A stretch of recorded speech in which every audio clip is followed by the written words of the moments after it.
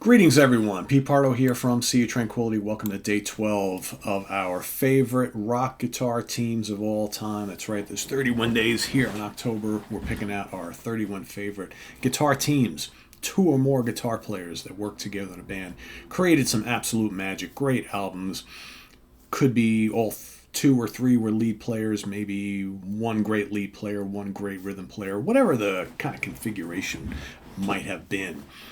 They were a great team, right? And this particular one, whether it's in the two guitar formation or the three, it was always spectacular, especially back in the early days. They've had some great guitar players in more recent years in the band as well, but it's the original configuration of Gary Rossington and none other than Mr. Alan Collins, right? Lynyrd Skynyrd, we're talking about here, the legends of Southern rock.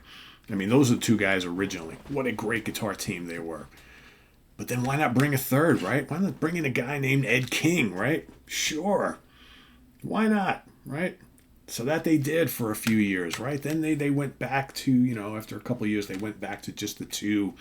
And then they decided, well, let's add, back to the two. Let's add a third, right? And of course, they bring in a guy named Steve Gaines, who, quite frankly, for my money, no disrespect to Ed King, who absolutely incredible player, but to me, I always thought that the Collins Rossington Gaines triple guitar attack was one of the best ever, and it's just a real shame all we got from them is the Street Survivors album and the live album.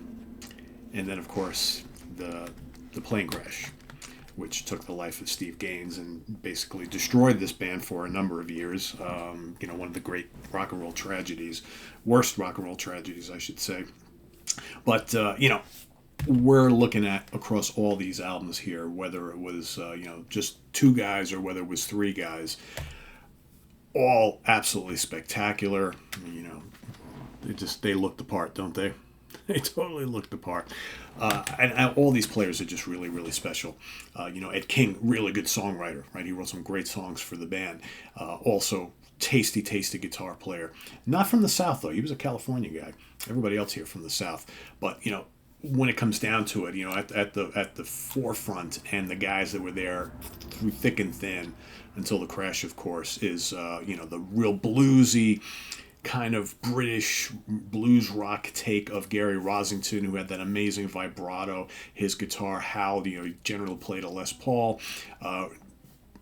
Basically a great student of guys like Paul Kossoff, right? Gary Rossington. Then on the other end, you had the wild and crazy, speedy stylings of Alan Collins, right? Who was just he could also play blues, but man, he was just a kick-ass rock and boogie player. So between the two of them, they just played off each other so well. So many great solos throughout those early Skynyrd albums, and great riffs. They could do the country stuff as well, and then of course you bring in Ed King for a few albums, and he just masterfully fits in there. Then you got Steve Gaines, who also was a really good country and jazz player. So he brought like his unique style and songwriting. Ironically enough, both of the third guitar players that they brought in, both Ed King and Steve Gaines, very strong songwriters as well. And it's just a shame we never got to see more from the Steve Gaines configuration of Skynyrd, because I really think, I hold Street Survivors in pretty high standards. I really like this album quite a bit. It may not be the best Skynyrd album of all time, but it's definitely up there. It's a top 3 or 4 for me.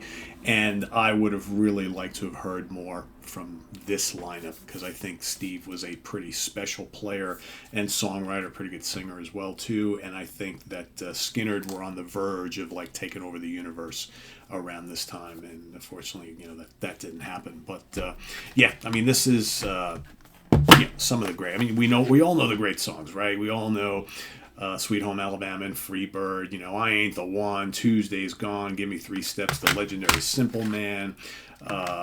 Just Saturday Night Special, On the Hunt, Give Me Back My Bullets, Double Trouble, Searching. Jesus, so many songs. I Know a Little, What's Your Name, That Smell. Traveling Man. Lynyrd Skynyrd, man. Classic Skynyrd is some of the best music ever. Whatever you want to call it, southern rock, kick-ass rock and roll, boogie, whatever. And it's all about the guitar playing. Ronnie is amazing, right? One of the best singers ever. Ronnie Van Zant, just a absolute treasure too. We lost him as well, but man, when it comes to Skynyrd music, it's all about the guitar teams, and no matter what guitar team that ever existed in this band, and I'm even talking about the later ones where you had Rossington and Huey Thomason from the Outlaws and Ricky Medlock, of course, who's been in the band now for 20 plus years and still doing a great job. You know, Ricky's kind of like been the guy.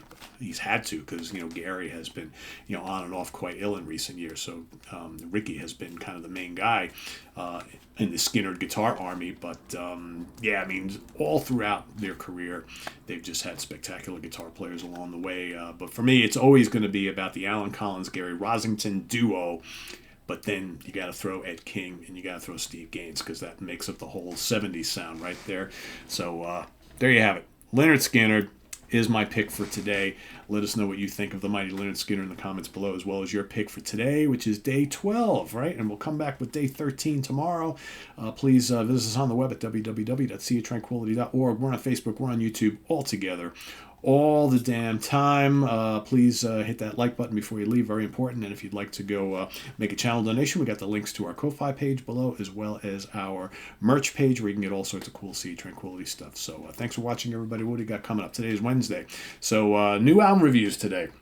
Hoping to get a review. We got Pink Floyd Animals 2018 remix. All right, got that. We got Kiss Off the Soundboard from Des Moines. I've got, so much stuff to cover. I don't know how much I'm going to get to today. We've got the new Venom Inc. We've got the new Glass Hammer, new Dead Daisies, Damn the Machine, archival stuff. We've got the Tangent, Steve Hackett, Vanden Plas, Pelletieri. We got, what else? Tedeschi Trucks Band. We've got more stuff coming in that I haven't gotten a hold of yet. There's so many new clutches coming in. I think getting that, I think I just getting that in today. I think that's arriving. So all sorts of new stuff coming out. It's been hot and heavy with new album reviews, just trying to figure out how I can listen to all of this and be able to talk to you guys about it. So, but stay tuned. Over the next couple Wednesdays, we'll try to knock out as much of these as possible. And till then, I am Pete Pardo. See you tomorrow morning with another of our favorite rock guitar teams. Take care. Bye-bye.